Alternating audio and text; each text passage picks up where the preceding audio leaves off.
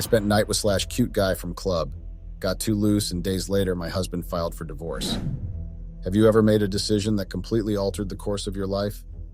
You know, sometimes we do things thinking it would just be a harmless and innocent fun, not knowing that the fun we had would become our worst nightmare.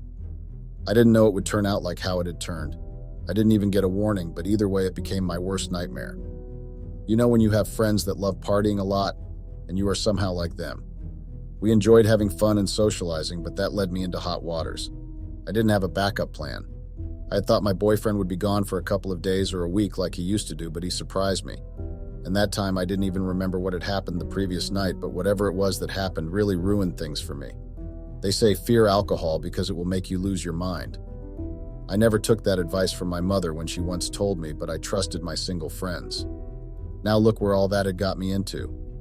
Alcohol made me lose the love of my life. If there is anyone who also went through what I had gone through, please advise me on how you recover and deal with everything in the right way. I've never thought it would ever come to a point where I get too loose and not even think or see that I had overdid things. My stupidity and carelessness resulted in me losing my husband and even getting divorced. But did I do it? I mean, when I left the house, I had told myself that I would have a few drinks, then head back home.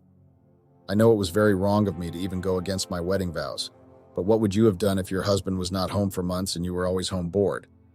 Mind you, that time I didn't even think he would be home sooner than expected. They call me Bridget Williams, female 25, and my husband is Nick Johnson, male 29. Nick and I first met at some pub and grill in Toronto, Canada. Well, he had come with his friends. I think they were there to celebrate something compared to how happy they looked when they got in. While on my side, I was going through a very tough time. I had just gotten out of my 5 years relationship with a guy who used to emotionally and physically abuse me. I was just glad that I had got a chance to come out of that relationship alive and not in a box. I was sitting alone thinking about a lot that had happened between my ex and I. Another part of me was thanking the Lord for taking me out of that hellhole, while another was just sad or angry. I don't know which one I would say it was, but I was angry at myself for taking such a long time to get out of the abusive relationship, while on the other hand I was sad that it had almost took someone's life because of the stress that I was causing them, and the stubbornness that I had when I was told to get out whilst I still can, but I didn't listen because I was head over heels with the guy. So Nick approached and asked if I was okay because I had been looking into space and he was greeting for like 5 times, but I was unresponsive.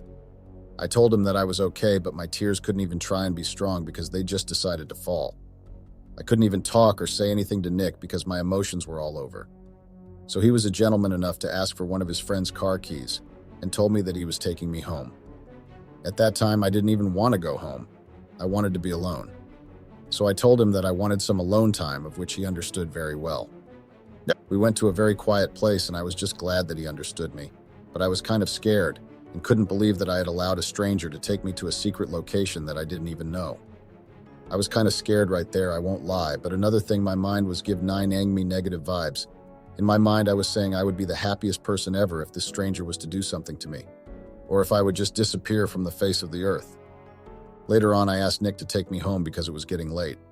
When I got home, he asked for my number and told me that he wanted to check up on me the following day. I gave him my number, and I think that was the life-changing day for me. God had planned my life and how it was going to be, and I ended up with Nick. So the following day he called saying he was checking up on me. I was taken by his gentleness and care. I mean, I never had someone to randomly check up on me unless it was my mother and I was sick. He was a gentleman enough to take me out of that depressing environment. From then we started going out a lot. He was the best friend I had ever had. He knew which buttons to turn on whenever I was not feeling okay. He became my pillar of strength and my refuge. I was already feeling free when I would speak to him. I was able to speak about anything and everything to him. I trusted him to a point that I ended up sharing my love story with my ex-lover. I had thought he was going to judge me, but instead he understood and gave me the best advice. Time passed. Nick and I got pretty close. He would call me each and every day just to check up on me. We became friends for like a year. While getting to know each other, he proposed to me to be his girlfriend. At first, I was not really sure if I was ready to get into another relationship, but again, I had nothing to lose, right? So I gave the poor guy a chance. And to say I had made the wise and best decision for not rejecting Nick would be an understatement. You know, it was like I had sent God himself and told him to get me a man that my life needs. As we were spending more time with him, I noticed that he was not those high and mighty guys who live in the elite class areas. He was down to earth and he respected everyone, which made me fall in love with him more. My relationship with Nick was a perfect, imperfect relationship. We would mostly act like siblings or best friends. Nick was a very good listener, a good advisor, and a good mentor. I was just as blessed to have a man like Nick, a man that wasn't afraid of telling you if you were wrong, a man who believed that in a relationship you shouldn't go to bed angry or sad. I needed a man that would allow me to be me and not be afraid to show my real self. And Nick was offering that, yes, we would argue just each and every couple in a relationship, but we had never gone to bed while angry at each other. We had our fair share of struggles in our relationship, and we pulled through it all. We were so tight to a point that even a sharp knife or scissor was not going to be able to separate us. We had a lot to learn about each other, and I can proudly say that it was actually a great experience having to fall in love with someone who loves you just as much as you love them for once. Someone who wasn't afraid to address the issue if he had it, and doesn't resort to violence when he sees that he was wrong. He would humble himself and apologize. So on a Christmas day, I was having a very gloomy and dull day. My mom and I had planned to celebrate it alone. I had missed my family, but I guess not all wishes were meant to come true, right? I really missed the way our family was before everyone went their different ways. My mother was my best friend. I would talk to her about anything and everything. So that day, she asked me to invite my boyfriend for Christmas lunch so that she can get to know the person in her daughter's life. At first, I was skeptical, but eventually decided to send Nick a text and told him about my mom's invitation, of which he accepted luckily. Dad. We spent our Christmas together, and I was just grateful that Nick and my mother were getting along very well. That was actually one thing that I had been worried about. The fact that my mother welcomed him with a warm heart and loved him. But who wouldn't love the gentleman of mine? I mean, I was also falling in love with him every single day. Well, even a day is better because my feelings for him kept increasing like a skyrocket whenever I was with him or speaking to him. I was not even afraid to say that he was mine. Little did I know that with one simple mistake, all of that would just vanish like dust. A few weeks later, he called me and told me to get ready. That day, I was really surprised when we got to the elite neighborhood with Nick. I had no clue of where he was taking me, but I trusted him, so I didn't ask any questions. I got the shock of my life when I found out that I was actually meeting his family. My heart was beating like a drum. On the other hand, I was really angry at him for ambushing me to meet his parents. He should have talked to me first before making such a drastic decision for me, you know. His family was really warm and welcoming, from the children to the elders. Everyone was just welcoming. I loved them. I wished my family was also like them, you know. But at least Nick was there with me to make sure that I was not feeling out of place. I mean, they were living in the elite neighborhood. They looked like a family who were afforded compared to my background, and it somehow made me feel like I didn't belong no matter how much they had tried to cheer me up, but I was not really comfortable. Our relationship was going smoothly. We were so much in love with each other. And I had found out that his father had recently passed on, so he had left a fortune for his children, and also left after he gave them their positions in the family business. Nick was appointed to be the CEO of it, which was an IT company as well as the accounting firm that was well known in Toronto. From their family business, so when the father passed on, he would have to step in as an elder son since his siblings were still young to take over the business. Some fathers were really thoughtful and really planned his family's future well. Since then, we didn't get much time to spend together because he had to focus on his father's businesses since he was still in training at the accounting firm. I missed my man. I had missed everything about him, from his touch, kisses, and everything else. He had been gone for a whole week, and I had missed my best friend, as much as he would steal some time to be with me, but I felt like it was not enough. I wanted all of him. Was that too much to ask for? We would fight a lot about his time management and the lack of attention, but I knew that love was there. I would be lying if I said Nick loved me less. That guy loved me. He loved me for me, you know. He never judged me or looked down on me because I was coming from a lower class than him. Instead, he would always give me guidance and motivation to work hard so I can live the dream that I had, which is to take my mother out of the depressing state she was going through. This relationship was truly special to me, and it meant a lot. Several months into the relationship, I knew that we had overcome a lot of things and we were ready to take our relationship to another step. He proposed marriage, and obviously I said yes. I mean, I love the man hack. Even now, I still do have some feelings for him. I know it's shocking, but my relationship with Nick was really special to me, and it meant a lot. If it was up to me, I wouldn't have allowed him to file for a divorce, and I would try by all means to avoid what had happened that destroyed what we had built. A few weeks later, he had negotiated with me that I should move in with him or move to the apartment he was living in since it was safer. I knew that he didn't want me to move in with him or move to his apartment because of my safety, but it was because he didn't want me to stay any longer without him. I mean, the guy was somehow like he was possessed or obsessed with me the way he would always want me to move in with him. He was too attached to that taking over his father's business thing. He sometimes forgot that he had a girlfriend that also needed his attention and affection, but he was not even there to give that to me. I'm not saying he should have neglected his father's businesses, which was his legacy and inheritance, but I really needed my man for some time, even if it was for a couple of hours, you know. I just needed a little bit of assurance to know that I was still his and he was still mine. I had tried for several times to get him to have time for, but nothing helped. Even confronting him wasn't helping. 1 year later, my relationship with Nick was a roller coaster. One minute we were fine. He was the most loving, caring, and affectionate boyfriend ever. Then the next he was gone, saying he was going on business trips. I would sometimes not understand the sudden business trips that would take him weeks, if not months, to come back. And when I asked about his trips, he would tell me that he wanted to expand his father's business, so in order to do that, he should travel a lot to meet up with the investors. I first didn't understand why he wanted investors while the businesses were doing very well, and they were well known. Okay, if he had to travel a lot to those business meetings, then why wouldn't he take me with him? I mean, I was his wife, right? And I should always be by his side whenever and wherever he goes. He was serious about me, so why was it so hard for him to take me to those business trips with him? Because he knew that I would always make time for him and support him with anything. I somehow felt like he was stringing me along and he had a girlfriend that he was taking to business trips. I mean, what other reason you would have for not taking your girl wherever you were going? I didn't understand how these male species think and operate sometimes, and I was failing to understand seriously. But now I do perfectly. Males are one selfish species. They always expect you to deliver or meet their needs whenever they want to, but fail to do the same when the tables have turned.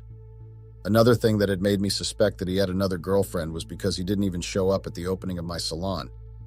I had decided to start a small hairdressing business. Nick helped me financially, but not physically. Mind you, I had supported him throughout everything, even on the day he was appointed as the CEO. I was there for him, holding his hand and cheering up on him.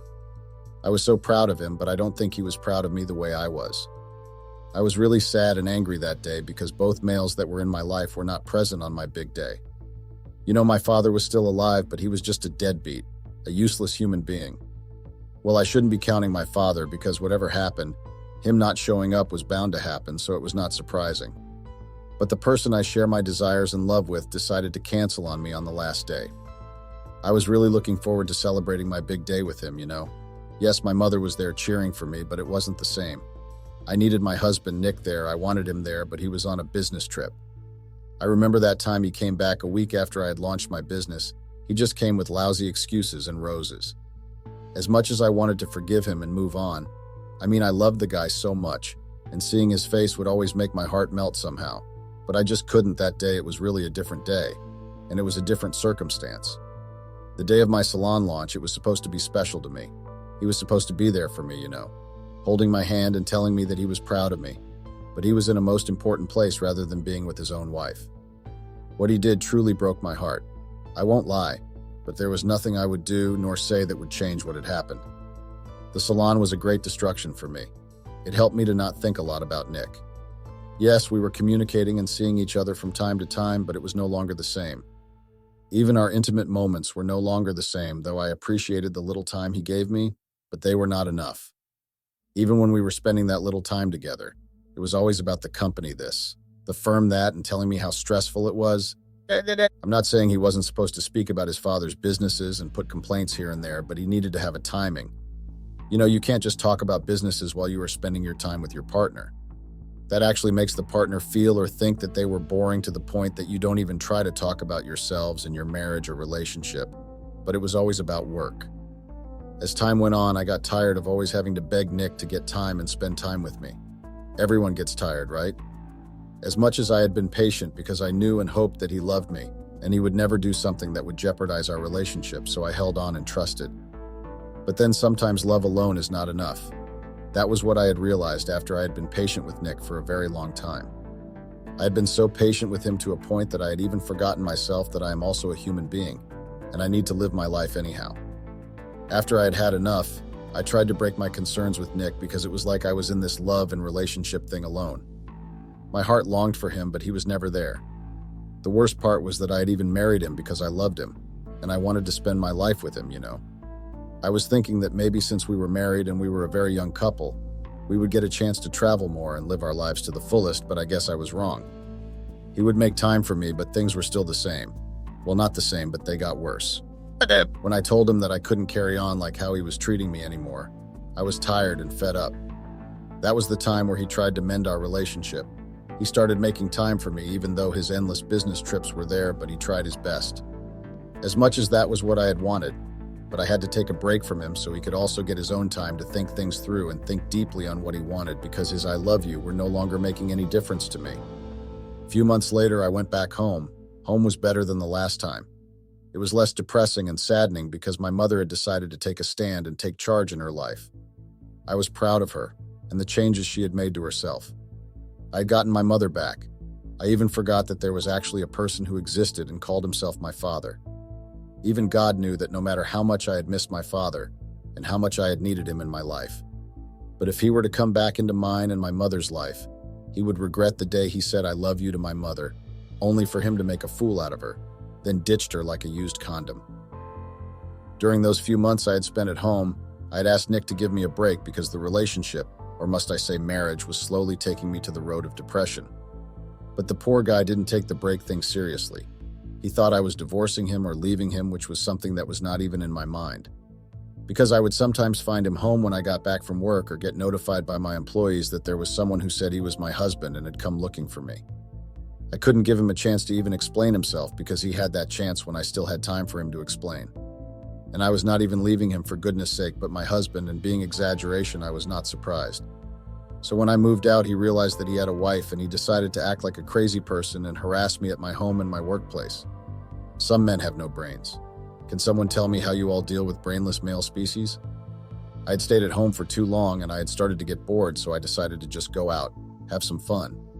I mean, I'm still young and I couldn't be living like I was 95 or I was about to retire. I knew that I had to find my groove back. Yes, I was still married, and I was not about to forget that anytime. The only thing that I had needed was having fun and letting loose.